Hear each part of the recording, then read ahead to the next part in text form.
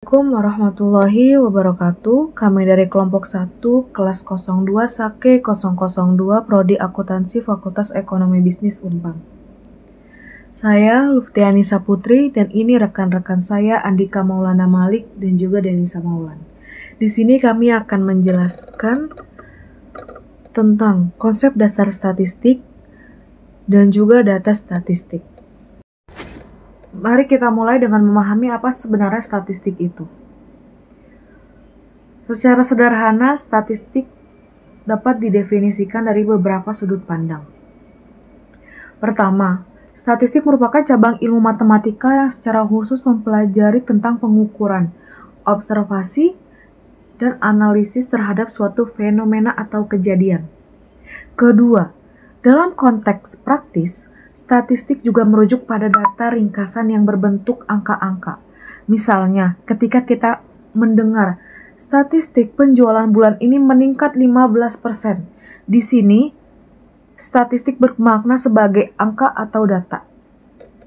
Ketiga, dan ini yang paling komprehensif, statistik adalah ilmu yang mempelajari bagaimana cara mengumpulkan, mengelola, menyajikan, dan menganalisis data dengan mempertimbangkan unsur ketidakpastian berdasarkan konsep probabilitas. Menariknya, secara etimologi, kata statistik berasal dari bahasa Latin, yaitu status, yang kemudian diadopsi dalam bahasa Inggris menjadi state, yang artinya negara. Hal ini menunjukkan bahwa pada awalnya statistik memang erat kaitannya dengan kegiatan pencatatan dan analisis data kenegaraan. Slide selanjutnya, penerapan statistik dalam berbagai bidang. Statistik memiliki aplikasi yang sangat luas dalam kehidupan kita. Di bidang ilmu alam,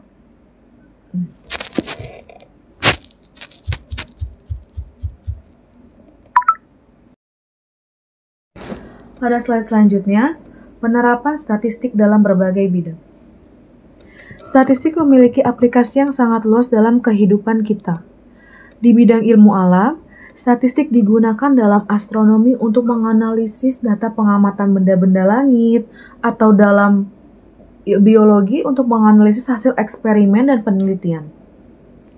Dalam ilmu sosial, statistik menjadi alat yang sangat penting dalam sosiologi untuk memahami perilaku masyarakat, atau dalam psikologi untuk menganalisis hasil tes dan eksperimen perilaku. Yang paling dekat dengan kita sebagai mahasiswa ekonomi dan bisnis adalah penerapan statistik dalam dunia bisnis, industri, dan ekonomi. Mulai dari analisis market research, forecasting penjualan, hingga analisis resiko investasi. Lalu ada di tingkat makro nih. Di tingkat makro kita mengenal sensus penduduk yang dilakukan setiap 10 tahun sekali.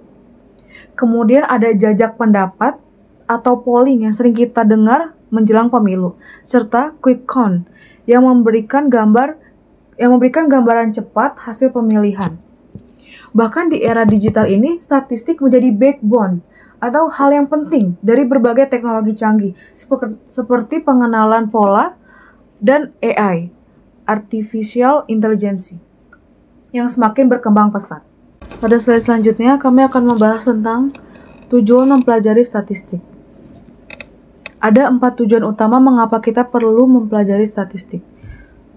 Pertama, untuk menjelaskan hubungan antar variabel. Dalam dunia bisnis misalnya, kita bisa menganalisis hubungan antara tingkat pendapatan dengan pola belanja konsumen, atau hubungan antara biaya promosi dengan peningkatan penjualan. Kedua, statistik membantu kita membuat keputusan yang lebih baik.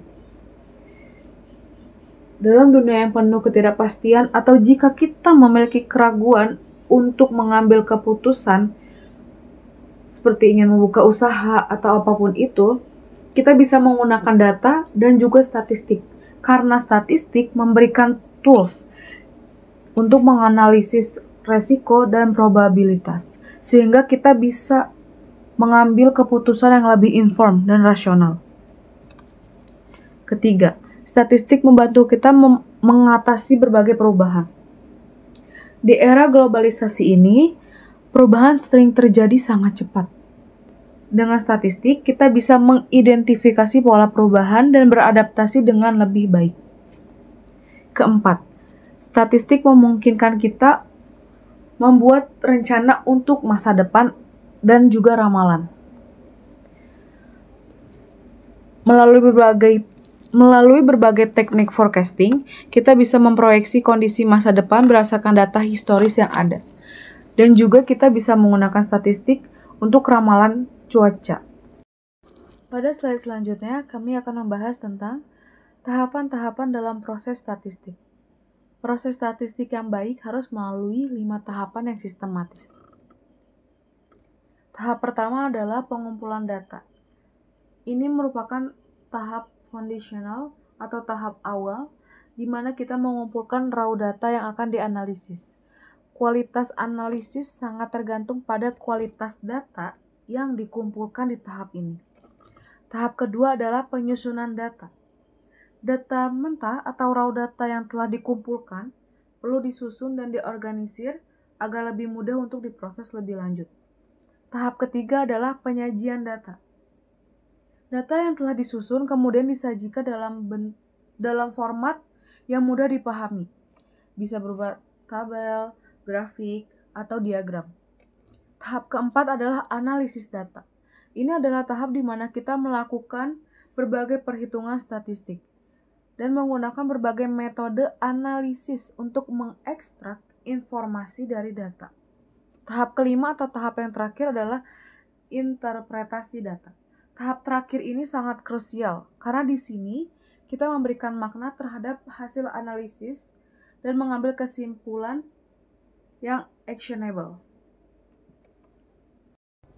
Slide selanjutnya, kami akan membahas tentang proses penyusunan data. Setelah data-data terkumpul, ada 3 cara untuk menyusun agar data siap dianalisis. Yang pertama adalah edit data. Pada tahap ini kita memeriksa kembali seluruh daftar pertanyaan atau instrumen pengumpulan data untuk memastikan bahwa data yang terkumpul sesuai dengan tema dan tujuan penelitian.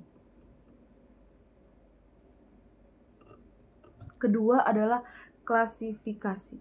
Data yang telah diedit kemudian dipisahkan atau dikelompokkan berdasarkan sifat dan karakteristik data tersebut. Yang ketiga adalah tabulasi. Data yang telah diklasifikasi kemudian dikelompokkan sesuai dengan distribusi frekuensi untuk memudahkan proses analisis selanjutnya. Dalam pengumpulan data ada 2 pendekatan umum. Yang pertama, sensus. Sensus adalah metode di mana data dikumpulkan dari seluruh anggota populasi. Metode ini menghasilkan data yang sangat akurat dan menyeluruh, namun kekurangannya adalah biaya dan waktu yang dibutuhkan sangat besar, terutama jika populasinya besar. Yang kedua ada sampel. Sampel adalah metode di mana hanya sebagian dari populasi yang diamati. Data sampel harus mewakili populasi secara proporsional agar hasilnya dapat digeneralisasi. Keuntungannya adalah lebih hemat waktu dan biaya, tetapi perlu metode pengambilan yang tepat agar hasilnya tetap valid. Fungsi dan kegunaan statistik. Statistik memiliki banyak fungsi praktis, antara lain membantu dalam pengambilan keputusan, baik di bidang bisnis, pemerintah, maupun akademik. Menyusun laporan kuantitatif seperti laporan keuangan, hasil survei, atau data penjualan secara ringkas dan informatif. Yang ketiga, mengenali pola dan hubungan antar variabel, misalnya hubungan antara pendidikan dan tingkat pendapatan. Yang keempat, meramalkan kejadian di masa depan, seperti tren penjualan, pertumbuhan penduduk, atau perubahan iklim berdasarkan data sebelumnya.